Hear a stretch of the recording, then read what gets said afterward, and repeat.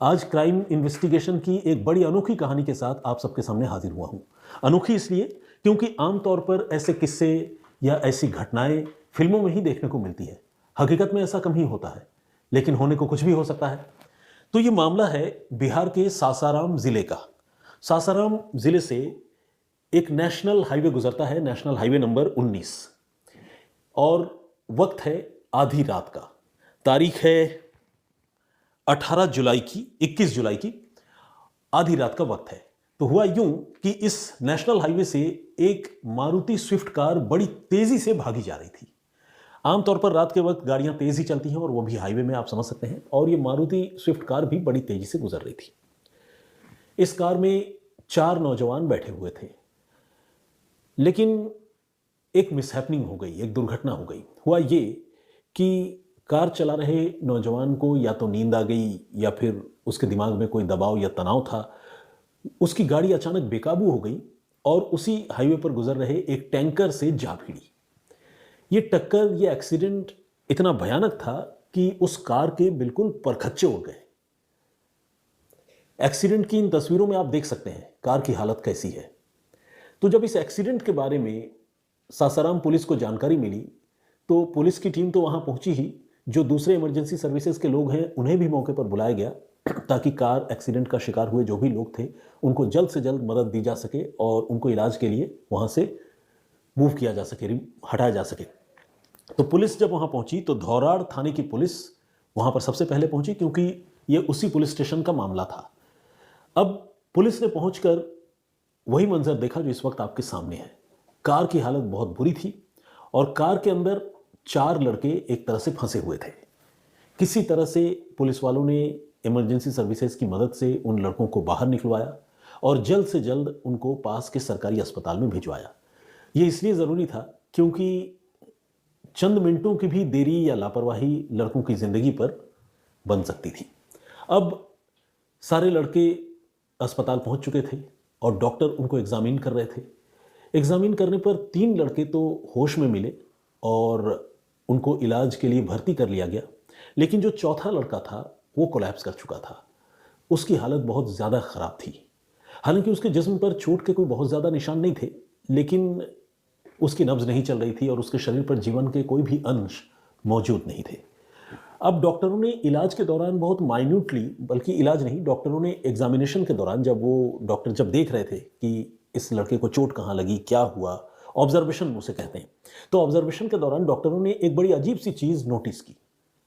डॉक्टरों ने देखा कि उसके सिर के पास, बल्कि कनपट्टी के पास एक होल है, और वो होल सिर्फ सिंगल होल नहीं है, बल्कि एंट्री और एग्जिट दोनों के होल हैं।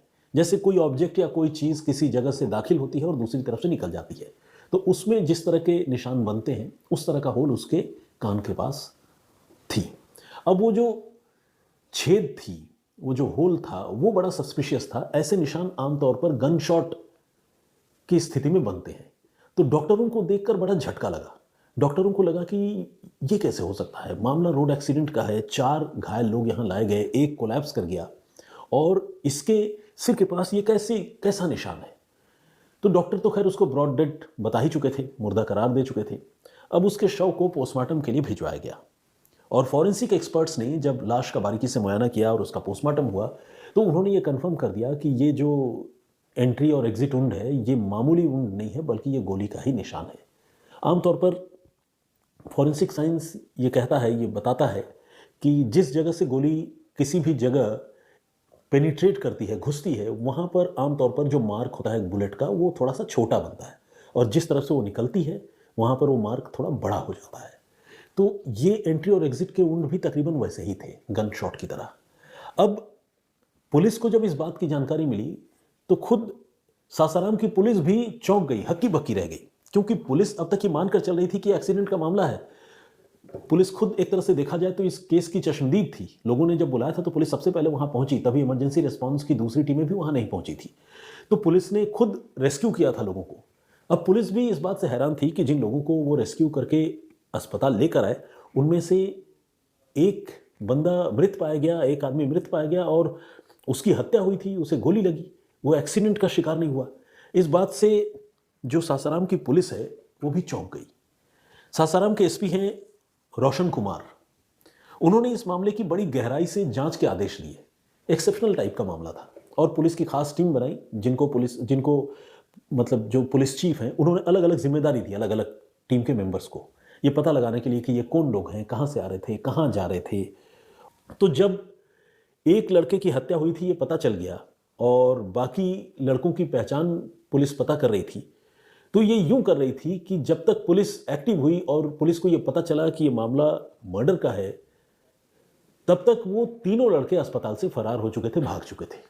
और जिस तरह से वो अस्पताल से भागे उससे ये बात और कंफर्म हो गई कि ये मामला जो है मर्डर का ही है, क्योंकि जो साइंटिफिक इन्वेस्टिगेशन है उससे तो मर्डर पता चल ही रहा था, लेकिन ये जो तीन लड़के वहाँ से भागे, कार एक्सीडेंट का शिकार जो लोग हुए थे अस्पताल से जो भागे, उसने एक तरह से पुलिस की जो सोच थी या पुलिस के इन्वेस्टिगेशन का जो डायरेक्शन था उसको कंफर्म कर दिया।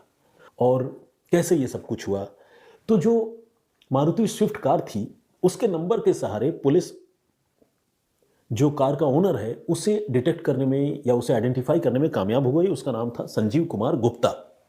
और इसके अलावा उस कार में जो दो और लोग बैठे हुए थे उनका नाम था अथर्व भारद्वाज उर्फ पीयूष उपाध्याय और तीसरा लड़का था रंजीत कुमार पासवान। इसके अलावा जिस नौजवान की हत्या हुई थी, अब तो मौत कहना ठीक नहीं है क्योंकि मौत तो हुई ही है, लेकिन मौत की वजह क्लियर हो गई है, तो जिस नौजवान की हत्या हुई थी उसका नाम था Abhishek Kumar. Abhishek Kumar basically Shershah nursing college का स्टूडेंट था, बीएससी नर्सिंग की वो पढ़ाई कर रहा था और यह हत्या हुई थी। अब पुलिस उनकी तलाश में उनके घरों पर दबिश डालने लगी।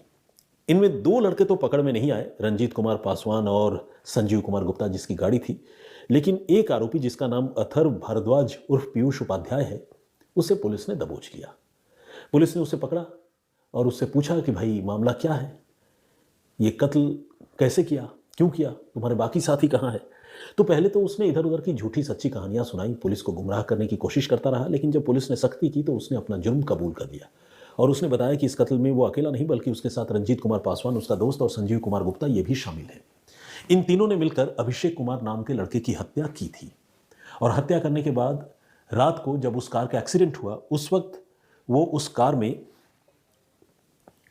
अभिषेक की बॉडी रखकर ले जा रहे थे उसे ठिकाने लगाने के लिए। सासाराम में जिस जगह पर यह घटना हुई उससे कुछ दूर आगे एक जगह है जिसका नाम है ललरुआ पुल। उस पुल के पास इनका इरादा था कि वो अभिषेक कुमार की लाश को ठिकाने लगा देंगे और फरार हो जाएंगे और किसी को कुछ पता नहीं चलेगा। लेकिन इससे पहले कि वो अपने मंसूबे में कामयाब होते, उन लड़कों का दुर्भाग्य ऐसा या कहें कि कर्म का फल ऐसा कि एक्सीडेंट हो गया और एक्सीडेंट होने के बाद न सिर्फ कत्ल का पता चला बल्कि इन लड़कों की असलियत भी बाहर आ गई। बेशक अभी दो फरार हैं, एक पकड़ा गया है जब तक मैं ये कहानी, ये क्राइम इन्वेस्टिगेशन की स्टोरी आप लोगों के लिए रिकॉर्ड कर रहा हूँ, लेकिन ये ज़रूर है कि इस मामले का पुलिस ने अपनी तफ्तीश की बदौलत खुलासा कर दिया। अब जब इनसे पूछताछ हुई कि भाई कत्ल किया क्यों, इतनी भयानक, इतनी गहरी साजिश रची क्यों, तो इसके पीछे जो है वो एक शॉकिंग स्टोरी सामने आई। पता चला कि जो रंजीत कुमार पासवान नाम का लड़का है जो फिलहाल फरार है, उसके साथ एक हुंडई कार को लेकर अभिषेक कुमार का पुराना विवाद चला रहा था और एक कार के इस विवाद में दोनों के बीच कई बार कहा सुनी, लड़ाई झगड़े भी हुए और दोनों के बीच रिश्ता जो है वो काफ़ी कड़वा हो गया था, खराब हो गया था। लेकिन ये इकलौती वजह नहीं थी, एक और वजह भी थी। रंजीत की बहन के साथ अभिषेक कुमार की दोस्ती थी, दोनों आपस में मिलते जुलते भी थे, बातचीत होती थी और ये बात रंजीत को बड़ी नागवार गुजरती थी। उसे लगता था कि मेरी बहन के साथ अभिषेक की ये जो बातचीत और मुलाकात है ये अच्छी बात नहीं है। धार थाना अंतर्गत जो है एक अभिषेक कुमार व्यक्ति जो है उनकी हत्या करके शव को छिपाने के लिए ले जा रहे थे कुछ लोग। इसमें जो है घटनाक्रम के दौरान जो है छिपाने के क्रम में जो है वो वाहन जो है दुर्घटनाग्रस्त हो गई और उसमें जो है दुर्घटनाग्रस्त में जो है पुलिस की त्वरित कार्रवाई के द्वारा जो है उस अपराध में जो है व्यक्ति को पकड़ा गया। इसमें जो है त्वरित गति से कांड संख्या 6826 दर्ज किया गया और पुलिस अधीक्षक महोदय के दिशा निर्देशन में और अनुमंडल पुलिस पदाधिकारी सासाराम मोहन के नेतृत्व में जो है एक टीम गठित की गई और इसमें जो है जो अभियुक्त थे, जो जिन्होंने हत्या किया था, प्राथमिक अभियुक्त अर्थव भारद्वाज उस पीयूष उपाध्याय जो नौहट्टा के रहने वाले, इनको गिरफ्तारी की गई और अन्य अभियुक्तों के विरुद्ध जो है छापेमारी की जा रही है।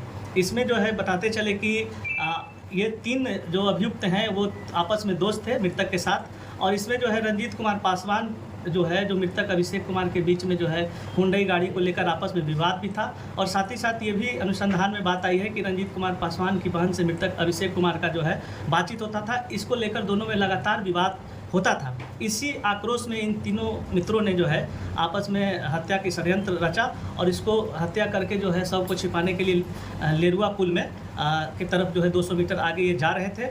इसी में अनियंत्रित होकर टैंकर में जो है टक्कर मार दिए और जो है दुर्घटनाग्रस्त हो गए। पुलिस की त्वरित अनुसंधान में दुर्घटनाग्रस्त वाहन को जब्त किया गया और एक अभियुक्त को गिरफ्तार किया गया। अन्य फरार अभियुक्तों की गिरफ्तारी की जा रही है। घटना में जो बरामदगी है वो है घटनास्थल पर दुर्घटना का स्विफ्ट कार को बरामद किया गया है और अभियुक्त के पास से एक सैमसंग कंपनी का मोबाइल बरामद किया गया है। एसआईटी की टीम लगातार काम कर रही है अनुसंधान और इसमें अन्य अभियुक्तों के विरुद्ध जो है छापेमारी की जा रही है और ये जो गिरफ्तार अभियुक्त है इनका आपराधिक इतिहास भी खंगाला जा रहा है। और जो एक सोशल थॉट प्रोसेस है या आप उसको स्टिग्मा कह लें, जो कह लें, रंजीत इस बात से इतना खफा होता था कि उसने अभिषेक की हत्या की पूरी साजिश रची थी, प्लानिंग की थी और इसके बाद इसमें उसने अथर्व की और अपने दोस्त संजीव कुमार की मदद ली और इन तीनों ने मिलकर उसी दिन, जिस दिन यह घटना हुई 21 जुलाई को, पहले अभिषेक कुमार को अगवा किया और फिर एक सुनसान इलाके में उसे गोली मारी, उसकी हत्या की और हत्या करने के बाद वो लाश ठिकाने लगाने के लिए रात को कार से निकले थे। लेकिन इससे पहले कि वो अपने इरादे में कामयाब होते, मैंने आपको बताया कि वो एक्सीडेंट का शिकार हो गए और फिर ये राज खुल गया। तो ये थी पूरी कहानी, ये था पूरा घटनाक्रम। इस पर आपका पॉइंट ऑफ व्यू क्या है, प्लीज़ हमें कमेंट करके ज़रूर बताइएगा। इस खबर पर हमारे सहयोगी सासाराम के जो रिपोर्टर हैं रंजन कुमार, उनका इनपुट बहुत वैलिड और इम्पॉर्टेंट है, तो उनका जिक्र करना भी मेरे लिए ज़रूरी है। और इस पर आपका पॉइंट ऑफ व्यू क्या है उसका हमें कमेंट की सूरत में इंतज़ार रहेगा। फिलहाल मुझे इजाज़त दीजिए, अपना बहुत ख्याल रखिए, सुरक्षित रहिए। जय हिंद, जय भारत।